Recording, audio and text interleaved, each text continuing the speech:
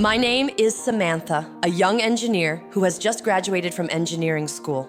If it weren't for my personal experience, I would never have believed that the project that was destined to change my life would hide such a terrifying secret.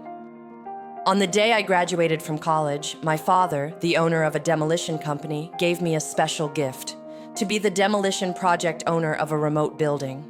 He said that if I did well, I could become his partner. I accepted the challenge with great anticipation, but I didn't expect that this job would take me into a building like a tomb. The building was designed by an architect named Joseph Malestrazza, who was fascinated by the architectural style of ancient Egypt. Standing alone in the wilderness, the huge volume and mysterious structure left a lasting impression on me. When I first arrived there, a caretaker named Mary received me. She and her somewhat reclusive son, Jimmy, lived here. Walking in the dimly lit corridor, I noticed that the surroundings were unusually quiet, as if the whole building was holding its breath. Jimmy whispered some rules to me as he walked.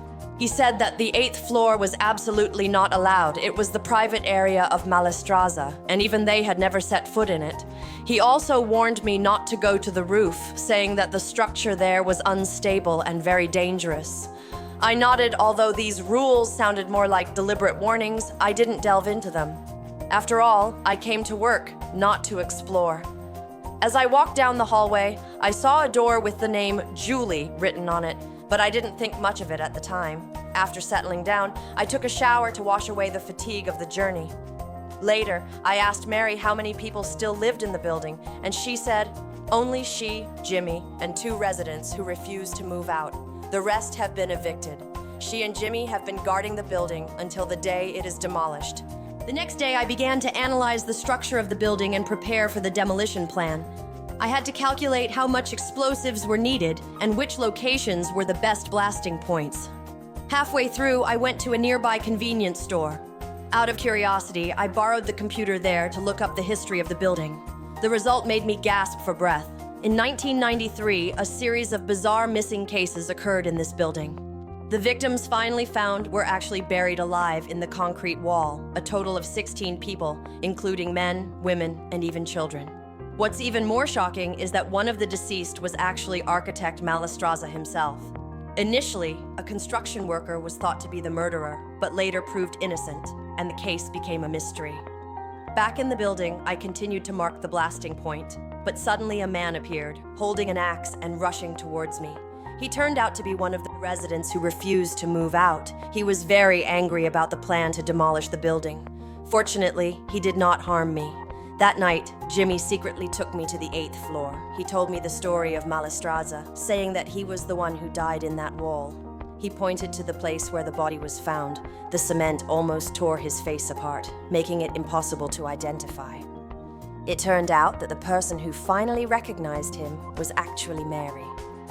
Jimmy also told me that among the 16 victims, there was a little girl named Julie, the original owner of the Julie door. He also told me that his father was also one of the victims, and then he took me to see the wall where his father slept. Suddenly, Jimmy disappeared. Without any warning, the flashlight also lost its light, and the whole room suddenly fell into darkness.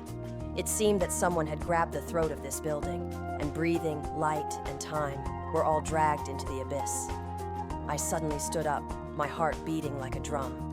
Everything became blurry and magnified in the darkness, and every sound seemed to explode in my ears. I tentatively shouted a few times, but there was no response. I tried to grope my way towards the door, but accidentally tripped over something, lost my balance, and fell heavily to the ground. A sharp pain came from my calf. I took a deep breath and instinctively touched the wound with my fingers. Blood, warm and sticky, slowly oozing out. I was gritting my teeth and enduring the pain when suddenly I heard hurried footsteps in the darkness. It's Jimmy. He lit a flashlight and the beam of light made me dizzy. When he saw me lying on the ground, his face became panicked and he quickly crouched down to help me. He helped me onto the sofa, his movements clumsy but gentle. Let me see your knee. He wiped the blood off my leg with a soft towel, then brought iodine and cotton and carefully cleaned my wound. His fingers hesitated and moved around the edge of my thigh as if testing and taking risks. My body stiffened for a moment and an alarm bell sounded in my heart. He lowered his head and quickly withdrew his hand, as if that moment had never happened. That night, when I looked in the mirror, I suddenly noticed that the glass behind it was shaking violently. I lifted the mirror and saw a bloody hole. Before I could react, something suddenly pulled me into the wall. When I woke up, I was trapped in a sealed space, and cement was pouring down from all sides. I screamed, but it was all just a nightmare. I, who could no longer fall asleep, was walking around the room when suddenly a figure startled me. It turned out to be my boyfriend Peter.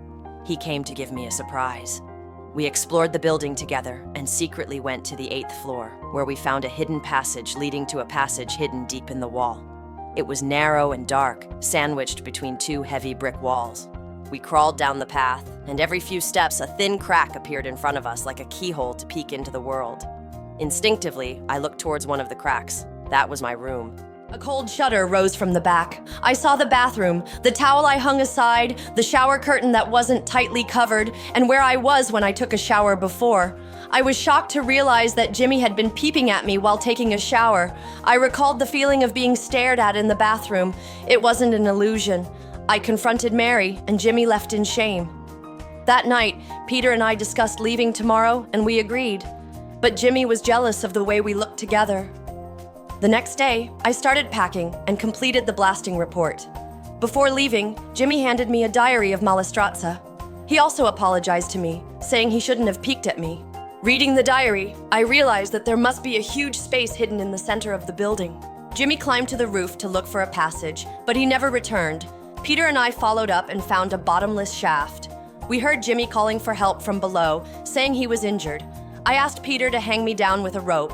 At first, everything went smoothly, but suddenly, Peter was stabbed by a sharp iron spear. He bled to death in front of me. I was extremely frightened and fell into the bottom of the shaft. When I woke up, I found that I was not alone. A man was sitting quietly there. Oh my God, it turned out to be Malestrazza. It turned out that he wasn't dead at all, but was trapped here. He lured me down with a radio that Jimmy had recorded beforehand. He told me an even more terrifying truth. The 16 dead were killed by his own hands. He believed that the reason why ancient Egyptian architecture remained fresh was because human sacrifices were buried alive in the buildings. He wanted the building to be immortal, so he imitated the ancient method and buried people alive in the walls. Mary's husband was one of them. In retaliation, she imprisoned Malestrazza in this deep well and deceived the police, saying that his body belonged to someone else. She used lies to make everyone think he was already dead. Then Jimmy put down a cassette tape from the well and ordered us to dance. Malestrazza said, "You must obey, otherwise Jimmy will become extremely cruel." Helpless, I danced with him. But when Jimmy asked us to kiss, I refused. Malestrazza forced me until Jimmy scolded him and warned him not to touch me. To reward us, Jimmy brought water, food, and a 2-way walkie-talkie. He said this way we can be closer. That night, Mary came to the rooftop. I desperately begged her for help. She was shocked. She had only intended to imprison Malestrazza, but didn't expect Jimmy to trap me too. Mary was angry, but also understood that if I escaped and exposed all of this, both she and Jimmy would be finished. She decided to let me die with Malestrazza. Soon, my father and the demolition team received my report and began setting up explosives in the building. I knew that if I didn't escape, I would be buried with the building. Malestrazza convinced me that in order to preserve the building, he was willing to perform another burial ceremony and personally serve as a sacrifice. He designed a tomb that led to a cement pipeline. As long as one person died, the building could survive. He asked me to kill him. I hesitated for a long time and finally did so. He smiled and said, "Thank you," to me, then sank into the cement. At this moment, Mary is comforting Jimmy outside, and the countdown to the explosion has begun. At the last moment, Jimmy suddenly broke down. He broke free from everyone's obstruction and rushed towards the building like a madman, crying out my name. My father ordered the blasting to stop, and I was rescued and taken to an ambulance. Mary was taken away by the police. She lowered her head, did not struggle, and did not defend herself. The charge of assisting in kidnapping was established. Jimmy jumped from the deep well, his fate unknown. After a few weeks, I was finally discharged from the hospital. The first thing I did was to look up information on Malestrazza. He designed 27 buildings in his lifetime, spread across every corner of the city, each one exquisite, reasonable, and sturdy like a sculpture. And this last one, the one we almost blew up, is said to be his favorite work. He called it the vessel of life. He buried his heart inside. That building became the last legacy of Malestrazza, and a nightmare I will never forget.